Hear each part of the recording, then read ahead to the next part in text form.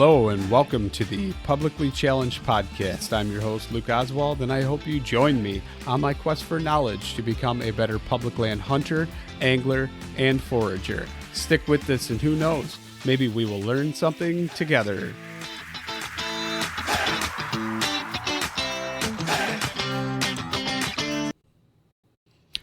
All right, real quick before we get started on the show, I'm just going to talk about Treeline Academy.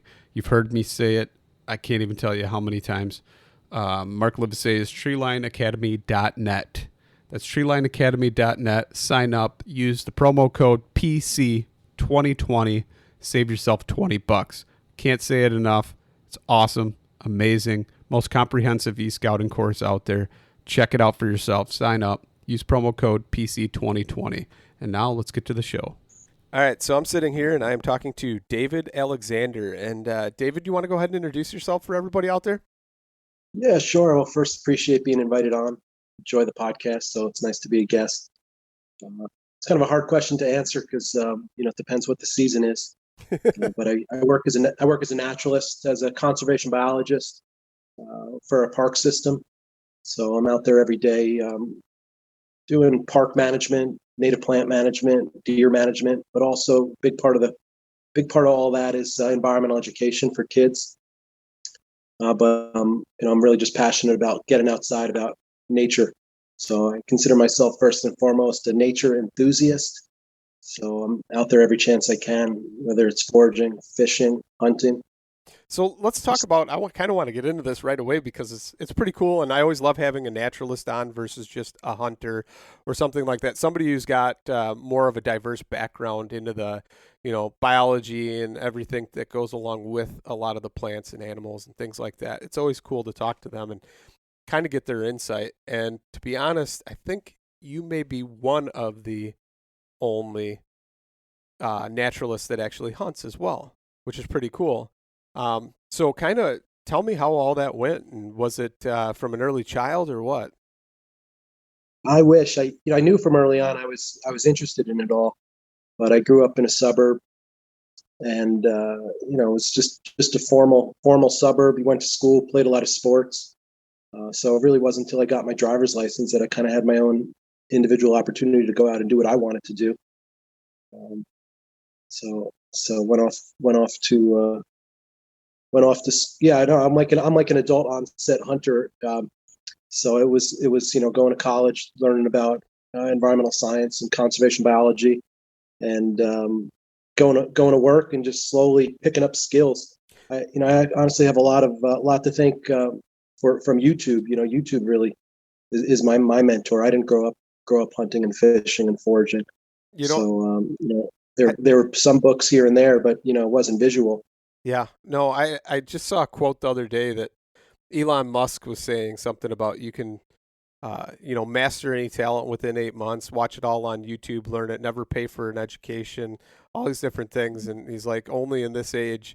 So why not go against it, but embrace it? And, I mean, it's true. There's so many things out there. And just to think like when I was a kid or the things that I would have to do to learn and trying to read, certain magazines, and a lot of articles are way more hyped up about certain things than they actually are. And, you're not getting the factual stuff, and you can almost filter through. There's so much content now. You can filter through all that and actually sift through and find the, the good nuggets in there of information and knowledge versus trying to sift through a bunch of magazine articles that are pretty much written to sell products, Right. And bring it local. There's a major difference between hunting in the New Jersey woods where I live, hunting in the Adirondack woods where I go taking camping trips and everywhere else. Everything's different. If you're hunting next to a cornfield in the Midwest, you shoot a big buck. Maybe it's all relative, but you do that up in the Adirondacks where there's less than one per square mile. That's a different way to look at these accomplishments and these skills. I find that interesting, even though there is like a population density of, 10 deer per square mile or 20 deer per square mile in Illinois. The concentration of them in certain areas, public areas, and other public areas not being existent, pretty much being driven out by other hunters and stuff. I find it kind of fascinating that people will want to flock to Illinois, even though in some of your northern portions of the properties, there's not a whole lot of deer in there. Yeah. Yeah. So sometimes, I like you're publicly challenged. I like that. The challenge is the opportunity. A lot of times that's where the enjoyment comes in, trying to put all the pieces together that you need to complete a goal. Absolutely. So, you grew up as a kid. I don't know if this was you or not, but oh look, a deer! Like it was a rare sighting type thing. Was that like No. your childhood experiences, or? Oh, not at all. Where I live locally, we have high deer abundance. So I live in New Jersey. There's too many deer. I work in the same county that I grew up in, and we even have a deer management program where, since it's too populated to allow legal hunting, like fish and wildlife based permit based hunting in there, we have a group of guys who come in who are have to go through a sharpshooting test, and they're using shotguns with rifled barrels, which is what's legal in New Jersey, instead of rifles. And so we actually have deer management programs to try to reduce the herd that so many deer we have, because they're just decimating the forest of the native plant species that are beneficial to so many other animals. That reminds me of the guy, the guy that was the urban hunter that has the special permit, like in DC or something. And I think he shoots like 90 deer a year or something like that in an urban environment. And he was talking about how he even hunts from like playhouses and stuff in people's backyards. Yeah. Yes. Yeah, we do. Yeah. Baited, a lot of baited stations in New Jersey. You can bait with corn, whatever you like. So it's easy to take does. Bucks, is another challenge, but it's opportunity deer management. We have a long season. It's almost 6 months long. So there's plenty of opportunity to harvest deer. It's November now. I've taken three deer. Nice. And then I took one as a depredation permit, just to help an organic farmer to get one off her farm. So there's plenty of opportunity. I know guys can come to New Jersey just to fill their freezers, and then they can enjoy the hunt somewhere else. That's pretty cool.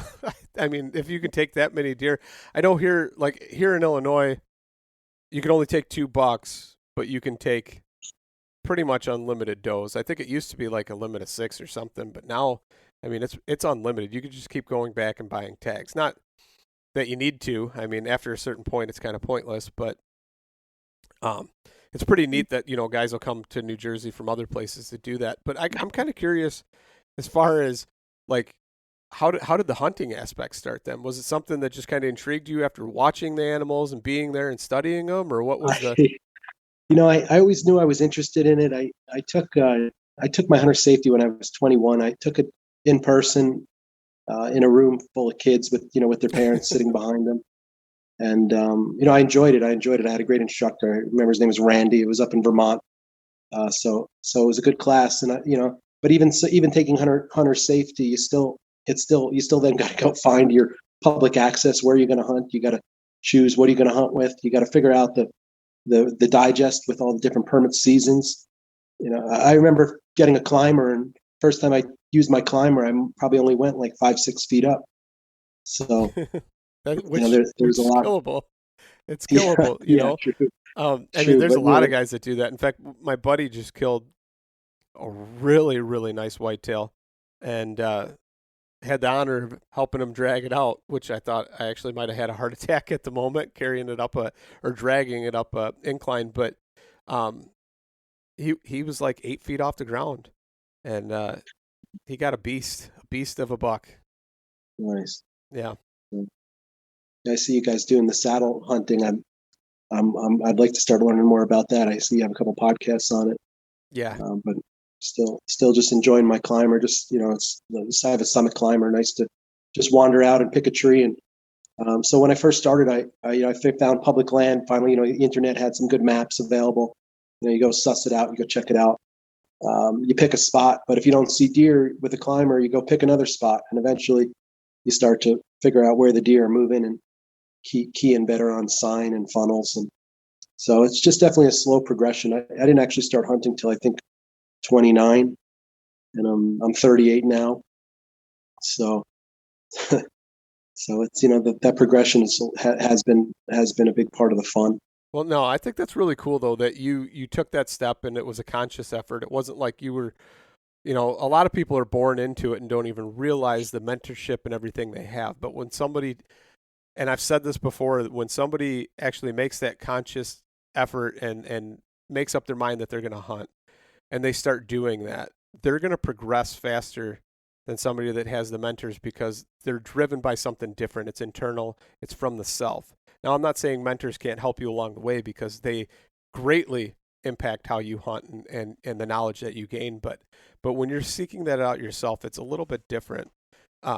It definitely shows drive and it shows the courage to go out and do these things, which speaks volumes about a person, right?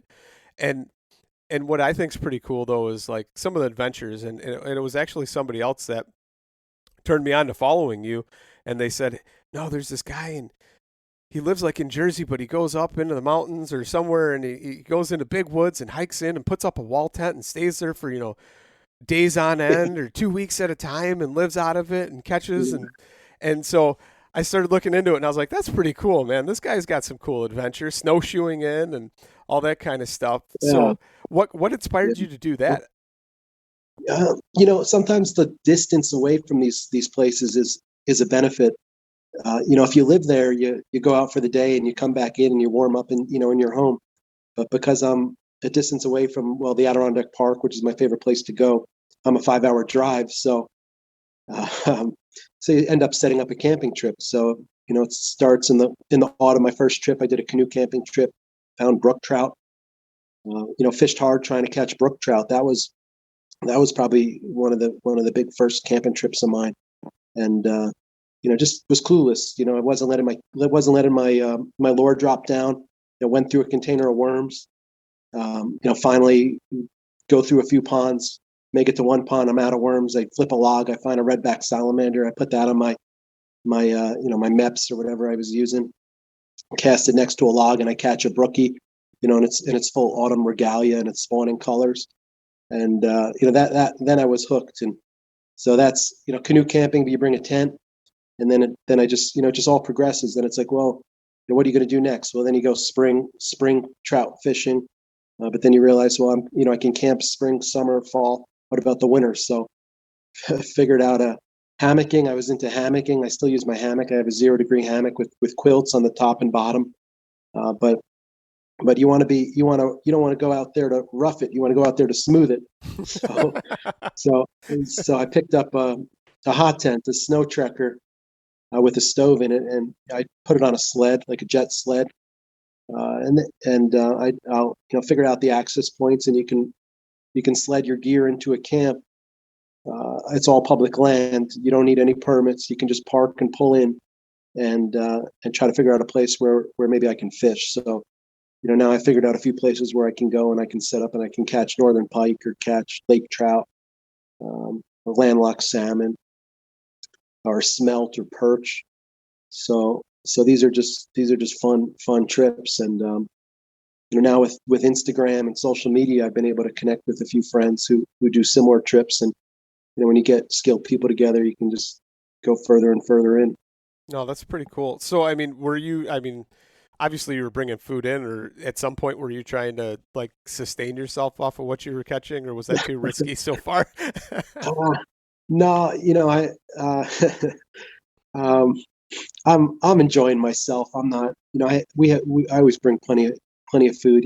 It's part of, especially when you're winter camping, it's dark at 5:00. So yeah, it's nice to throw on a piece of venison backstrap and have some Knob Creek and enjoy camp. So I can't say that I've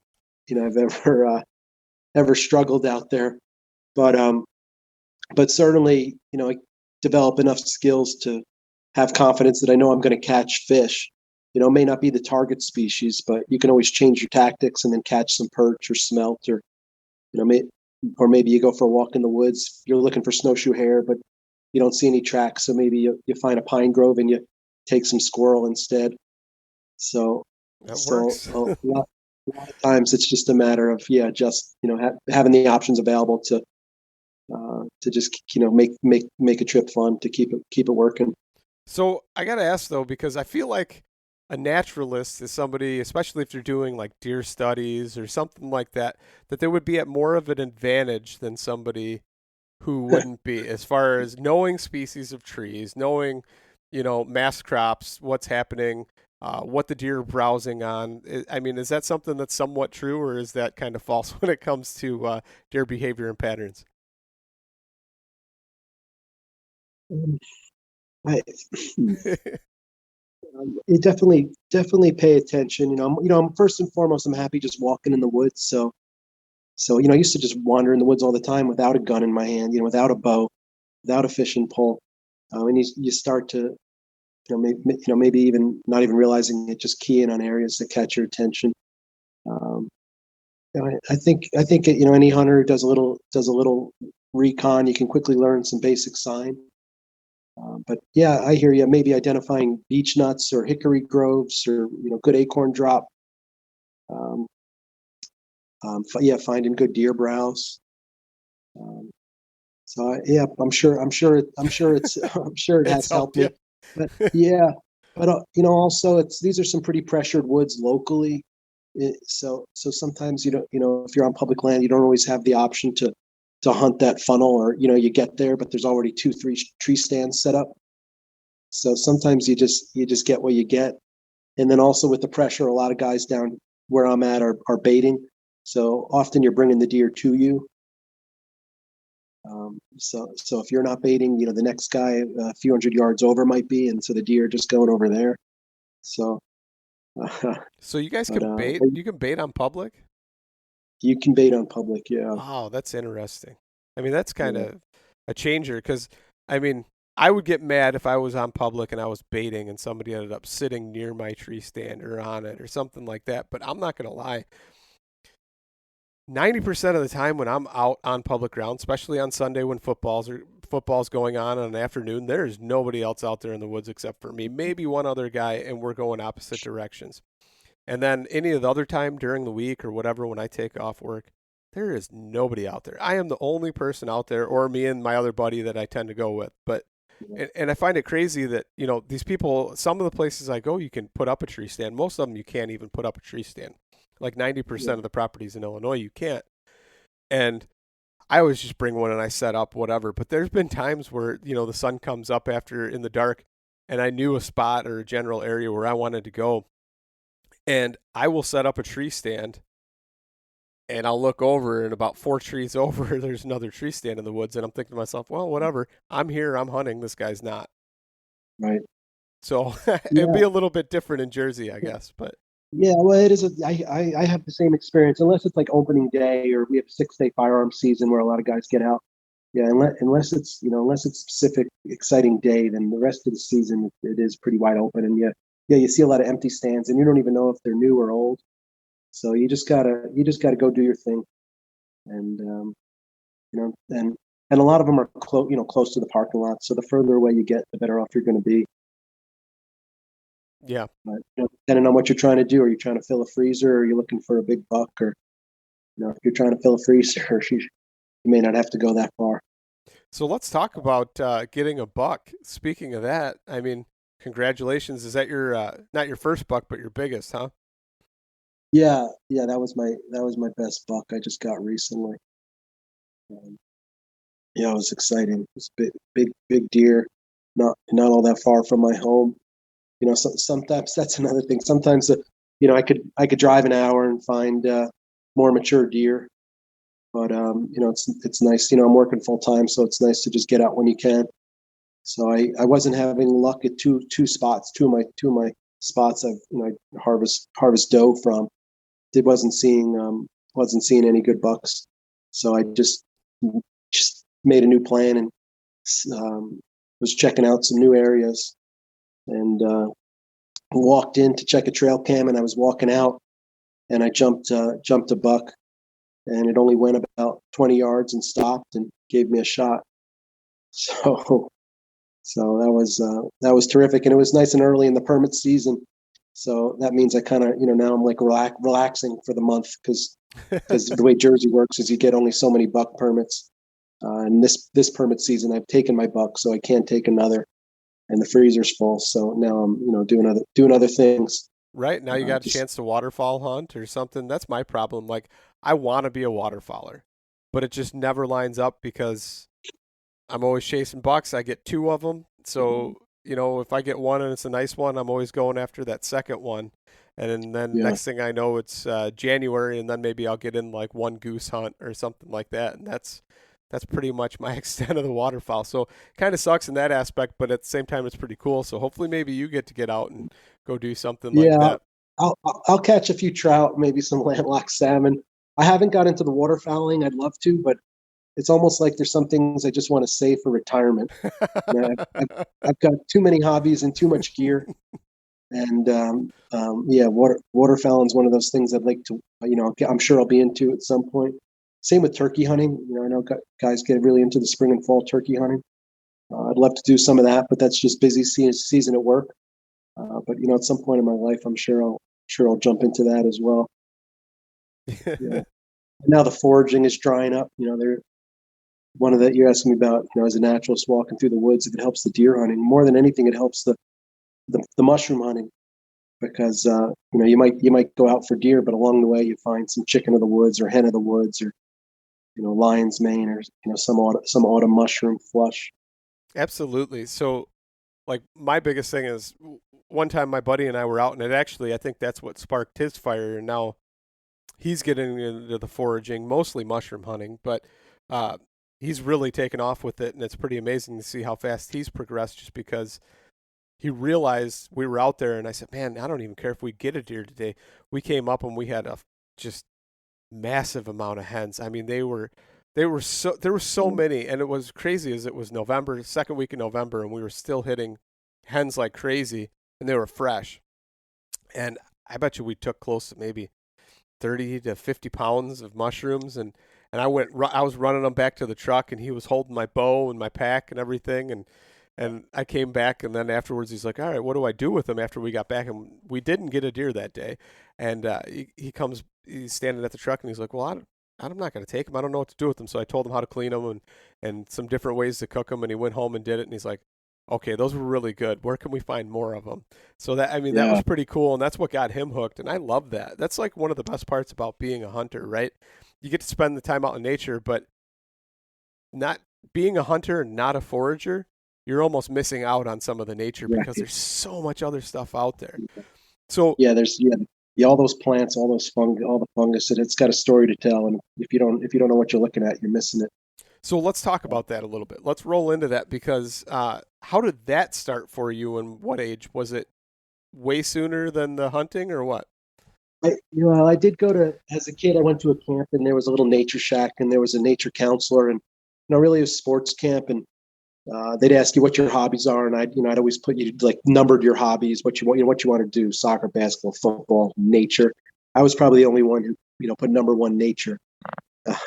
So once a summer they'd have they'd have a nature program basically that I could participate in. There were some hikes as well, but there was just a cool nature guide who really just let us kind of be free in the woods, unstructured play.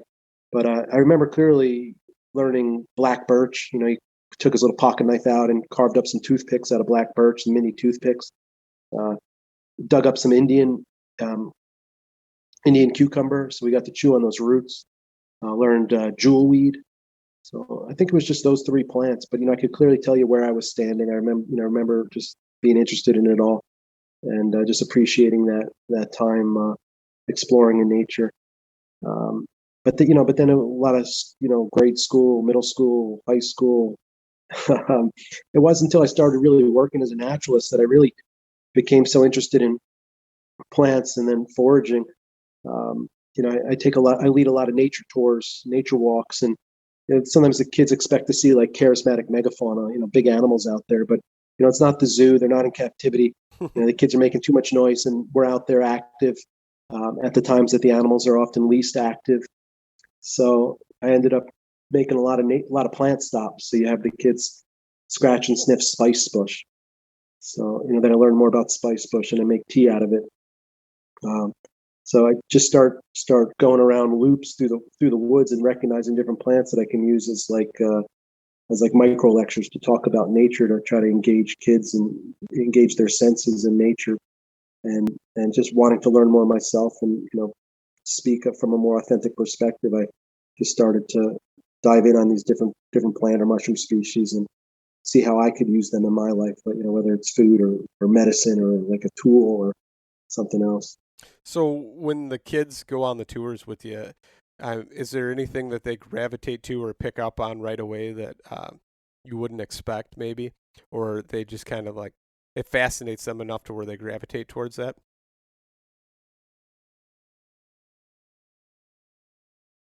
Well, I think just all kids are like are intrinsically into nature.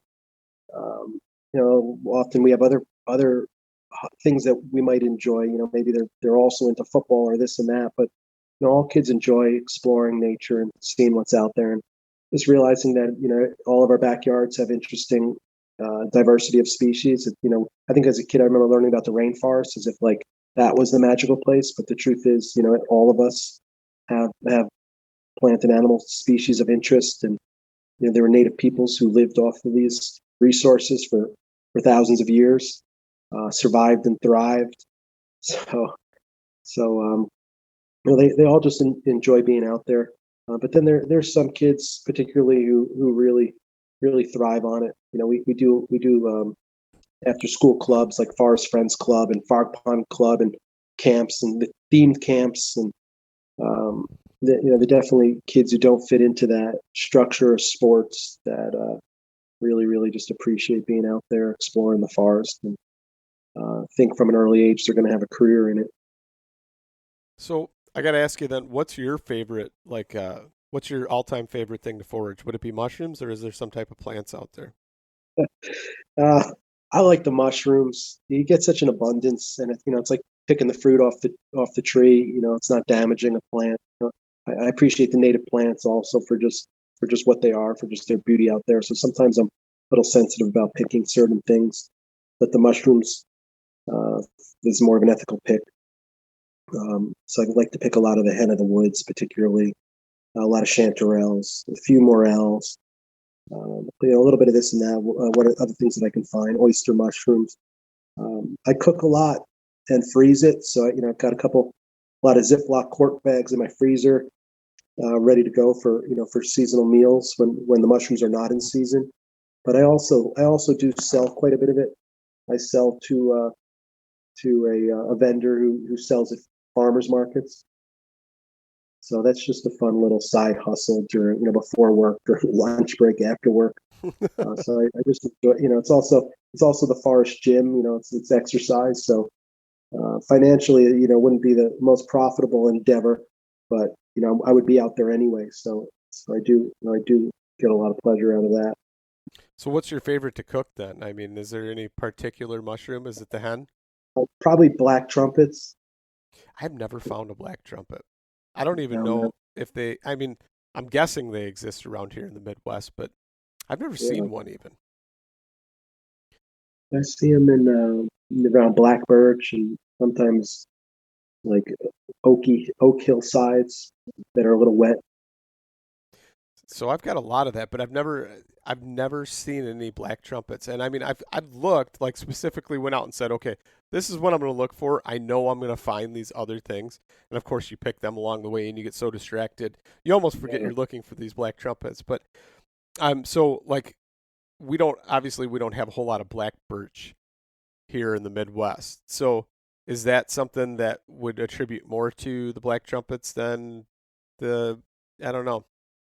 Just in my experience, but it's like when you talk to people about morels, they all have some association, and often it's different. So it's hard to say. Some of us are just lucky we have more abundant of something than somebody else. I think we go on social media and we think it kind of makes it seem like it's everywhere, but so sometimes you just have more. You have certain pieces of forest where things are going to be abundant, and you're just lucky to live where you live and get what you get. Yeah, for sure. So the black trumpets are your favorite to cook, though? Yeah, I like them. They've got a great flavor. What do they taste like? I can't a black trumpet? Is that what? Yeah, exactly, right. no way to describe it. It takes a while to pick them too because they're smaller, similar size to a chanterelle, but not nearly as meaty. Um, so that's one that I keep for myself. My wife and I like to cook those up, and one of the first things we often do is make a toasty. Put a little bit on cook some in a fry pan and put it on a piece of toast. Put it on pizza, because that way you get the full flavor of it instead of mixing it too deep into a dish. Right. So toasty. I've never heard it called a toasty. Is that like an East Coasty thing or I think that's a Jamie Oliver thing. a Jamie Oliver? Okay, yeah, that's like the Yeah, celebrity chef guy or something. Is that what he is?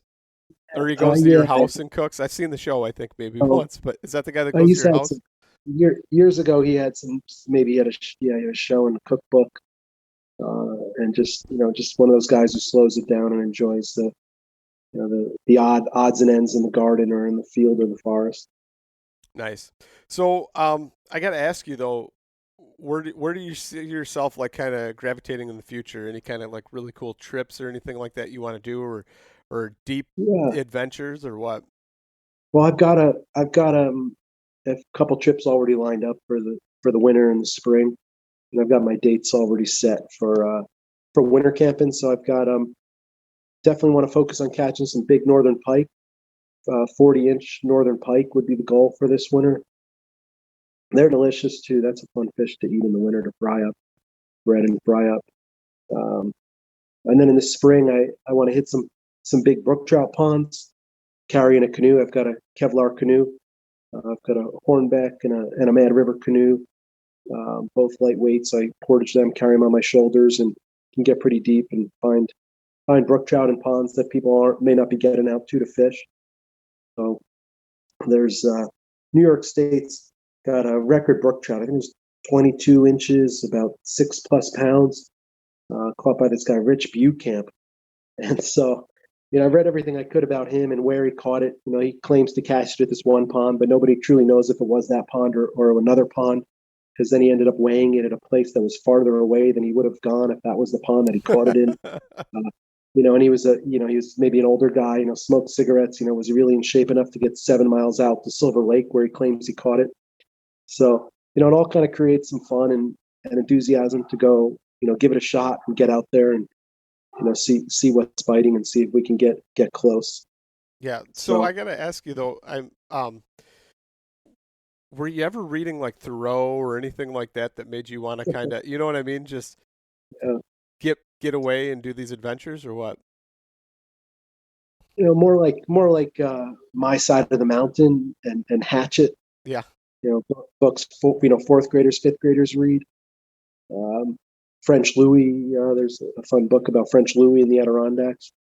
Um, George Washington Sears, who wrote for Field, Forest, and Stream. Um, not so much Thoreau. I mean, sure, I've read Walden, and I've actually visited this summer.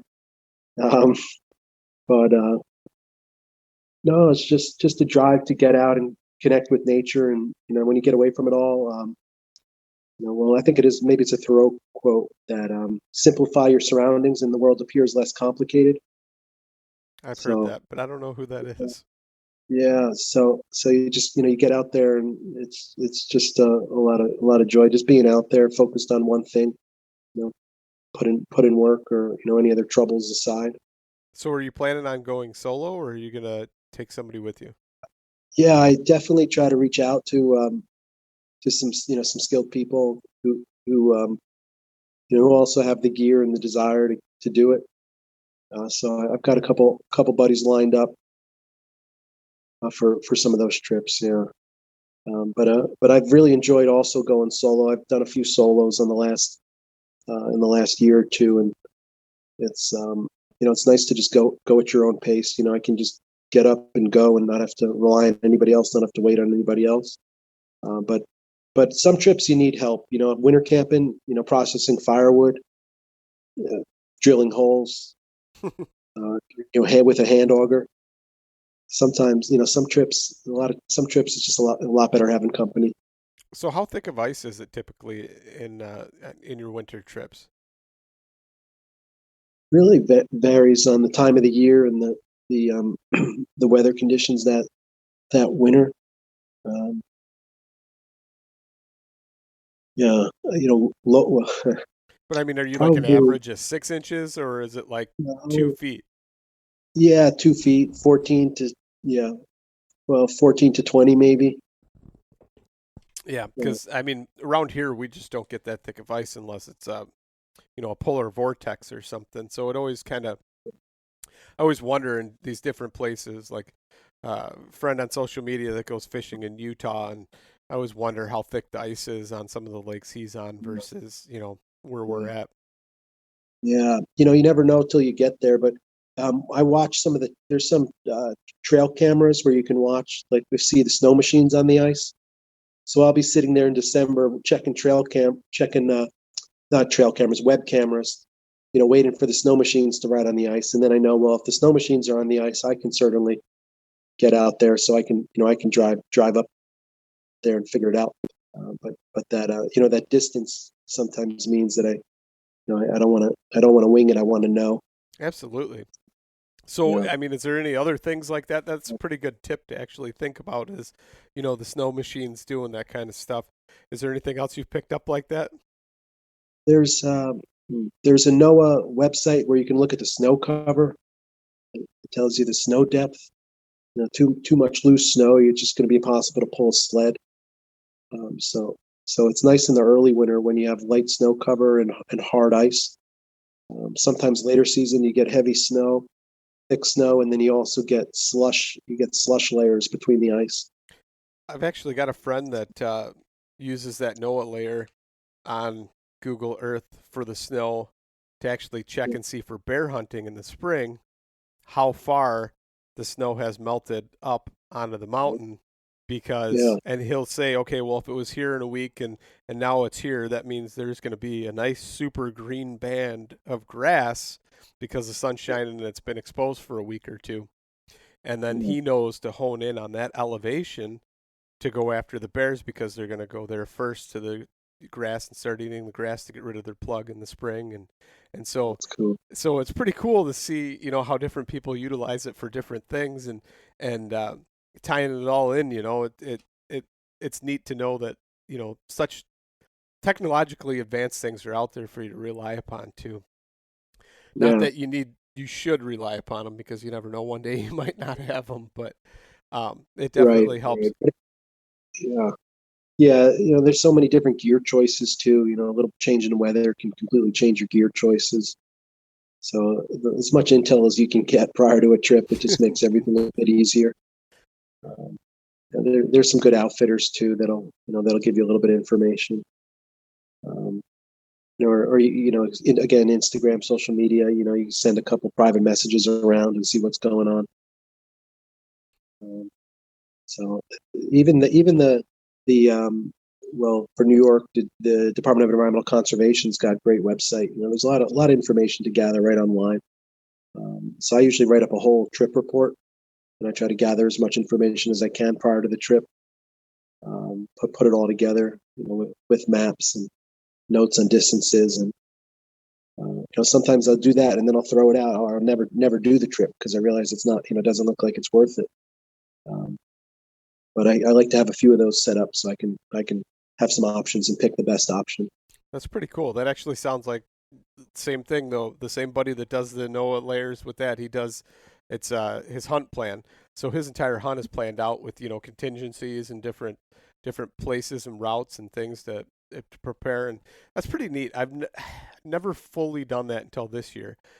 For an elk hunt, and then I have never ended up actually getting to go on the elk hunt. I ended up getting COVID instead, so my 10 days quarantine was my 10 days that I was going to elk hunt. So it did not pan out so well for me this year, but hopefully next year is going to be Yeah, a year to do something.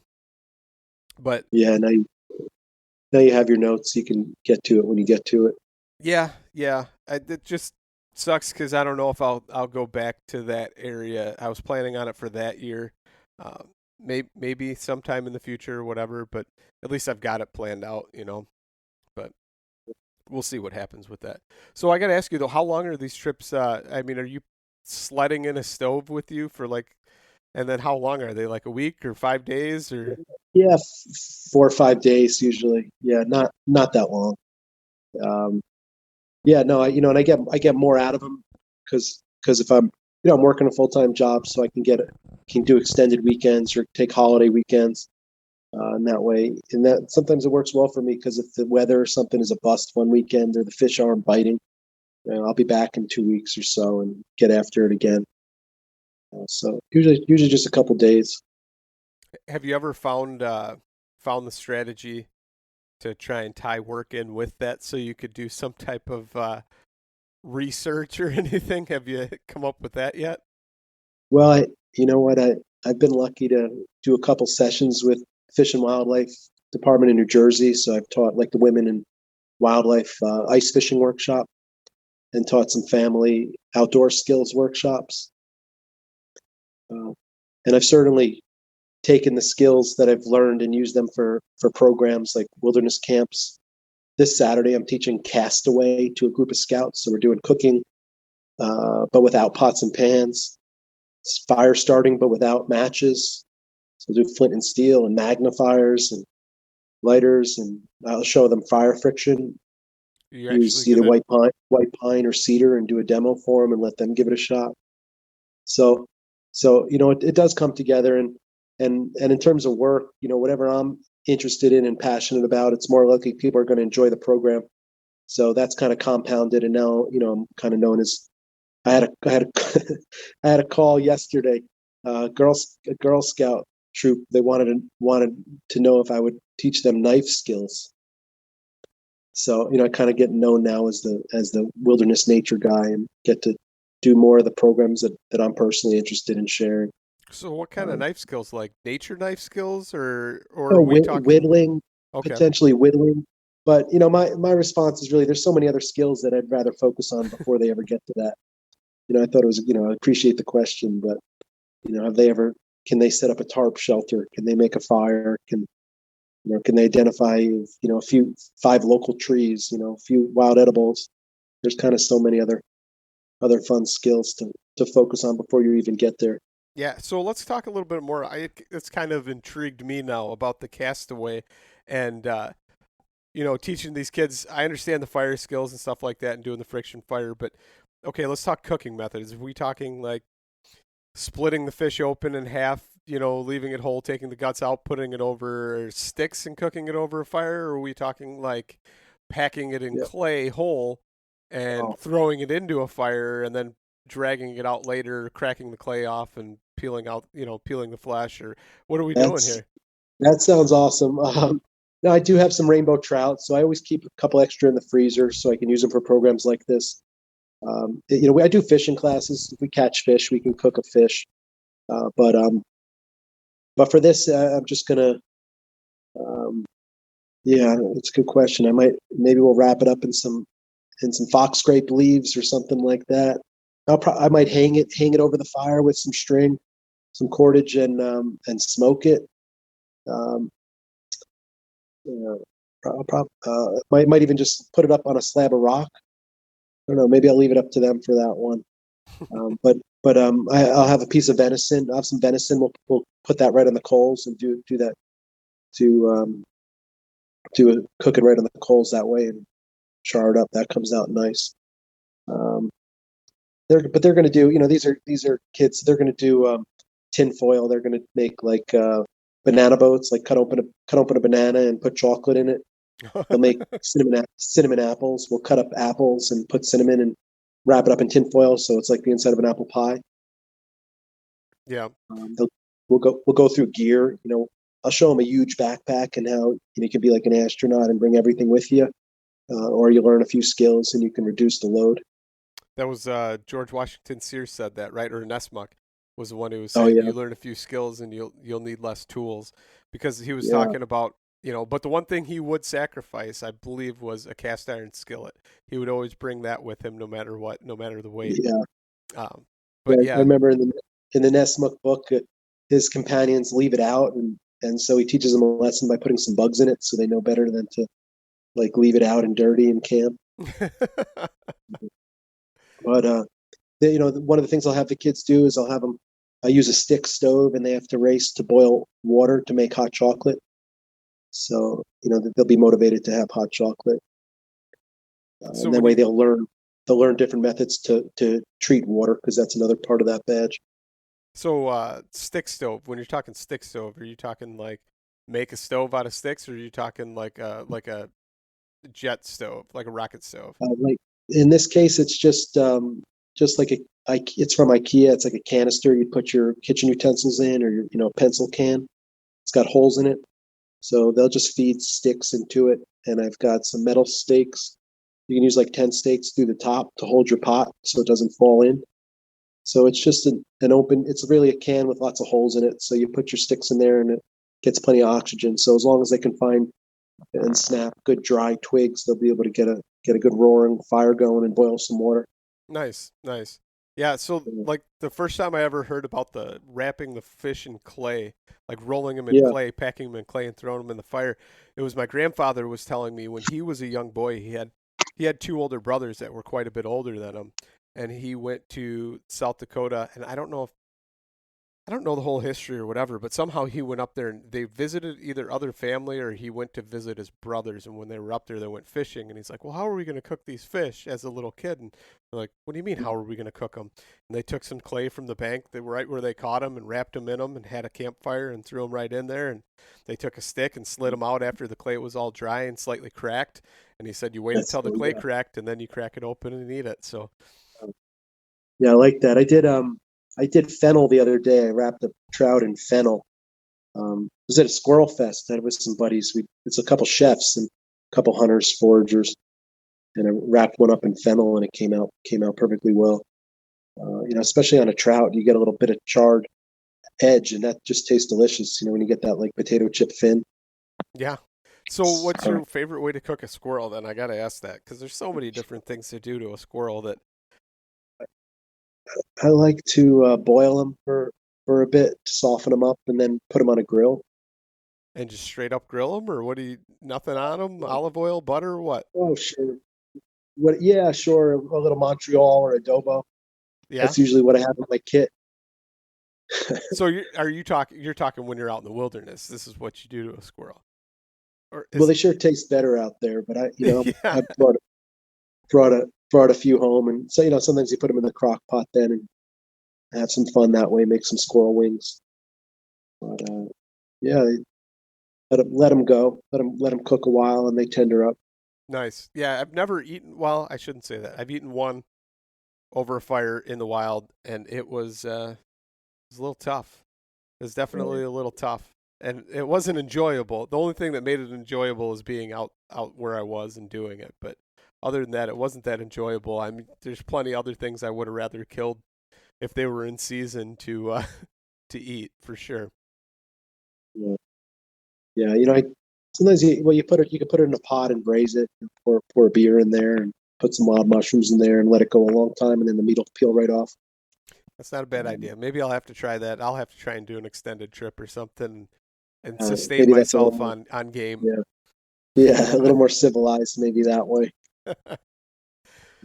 Yeah, but it's been good talking to you. I'm sure there's a lot of other things we could talk about, but probably right now is a good time to wrap it up and keep it at the allotted time limit here.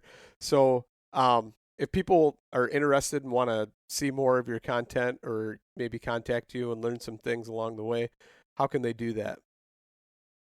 Nature into Action. I've got an Instagram account and a YouTube account and a website, and they're all Nature into Action. No, it's been cool, man. I appreciate you coming on, David, and talking to us, and good luck with your classes this weekend and teaching the youth, because that's important, as we know. Mentorship is very important. Appreciate it. Thank you, Luke. Yep. It was good talking with you.